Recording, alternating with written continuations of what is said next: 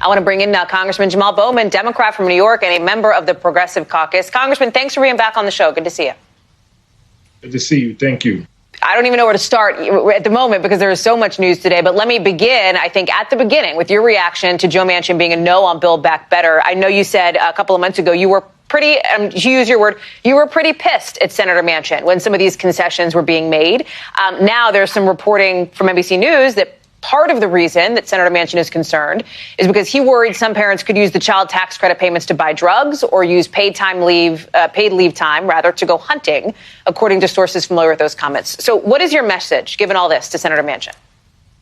Well, first of all, it was infuriating to hear the senator pretty much try to kill the Build Back Better Act yesterday, piggybacking on me being pissed many months ago when it was continuously being gutted. And when I hear that he doesn't trust our parents to do right by their own children with the child tax credit payments, it takes me back to the Ronald Reagan days and when people used to use language like welfare queens to describe what's happening with single parents in our communities. You know, it seems to be a disconnect between what Manchin thinks is happening on the ground with real people and what's actually happening in their lives and how people are yearning to get back to work, but they don't have child care. He seems to not understand that the child tax credit lifted 50% of children out of poverty and helped the economy to move forward. And it's important for us to continue that at least for a year, but I would love to see it put in place permanently. But as we know, Manchin is also against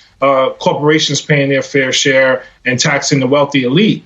It's also important to recognize that it seems that Manchin is more responsive, Manchin and people like him, because he's representative of something bigger. He's more responsive to his donors and to lobbyists than he is to the people of West Virginia. I mean, West Virginia has the 7th highest child poverty rate in the country and one of the highest poverty rates overall. And we have to look in the mirror and decide what kind of country we want to be and what does Building Back Better really look like. And we cannot have a member of our own party killing a major part of the president's agenda. And that's why it might be on the deathbed, but we're going to make sure we're going to resurrect it to make sure it passes at some point. I should note that Senator Manchin's spokesperson told our team that he's made clear he supports the child tax credit, believes the money should be targeted to those who need it most, and has also expressed support for a paid leave program that has a dedicated, sustainable funding mechanism. You say you believe this can be resurrected. You heard the White House say repeatedly, as we just heard from Jen Psaki, that President Biden is going to, in their words, work like hell to try to get it done. Given everything that the progressives specifically have been through over the last couple of months, taking the president's word that this deal was nailed, et cetera, do you trust the president when he says he's going to work like hell to finish this? I trust the president.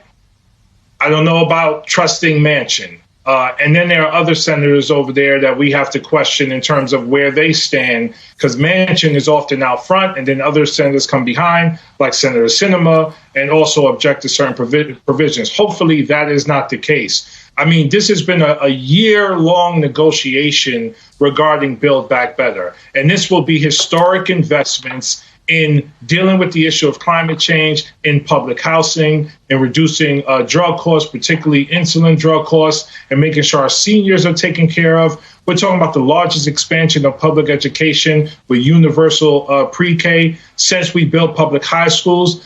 This is how we rescue our democracy and create a healthy society, economy, and environment for our children and our grandchildren. So this has to get done. And I'm glad the White House came out with a strong statement. And I'm glad Senator Schumer said that he is going to bring Build Back Better to the floor for a vote so we could get Manchin on the record. If you're no, go on the record with your no, and then speak to the people of West Virginia about why you voted no, as opposed to your donors, which you seem to be more responsive to. You have felt, I know, that you couldn't trust Senator Manchin from the very beginning of these negotiations, dating back to way before, even as we were talking about the bipartisan infrastructure framework, et cetera. Is there any part of you that feels like, I told you so, to the folks who did take his word? You know, for me, I'm just thinking about passing this bill. You know, I wanted to trust Senator Manchin and all of my colleagues who had some reservations about the Build Back Better Act. But then I saw it get gutted from $3.5 trillion to $1.75 trillion. And then I saw a back of the napkin calculation where the senator mentioned he didn't want to go above 1.5 trillion. So we've tried to negotiate in good faith. We tried to show trust. But we also know that lobbyists have spent more money this year, the pharmaceutical lobby in particular, more money this year than they've ever spent in history to gut and kill this bill. And we also know that Senator Manchin has raised more money through fundraising than he ever has in his career. So again, let's not lose sight of many of the things that Senator Manchin captures in terms of what's wrong with Congress. Big money in politics drive too many of our decisions and not the people on the ground in our states and in our districts. And that's what we need to respond to. And that's what we need to have honest conversations about as we move to passing Build Back Better and hopefully voting rights, immigration reform, George Floyd, which has been dead as well. You know, we've passed so much out of the House and it dies in the Senate. Why is that? The American people need a real answer to that question. Why does the Senate only pass less than 20% of what comes out of the House, even though these things are popular? It's because of corporate interests and dark money in politics. Congressman Jamaal Bowman, thank you so much for being on the show with us on a newsy day, for sure. Appreciate it.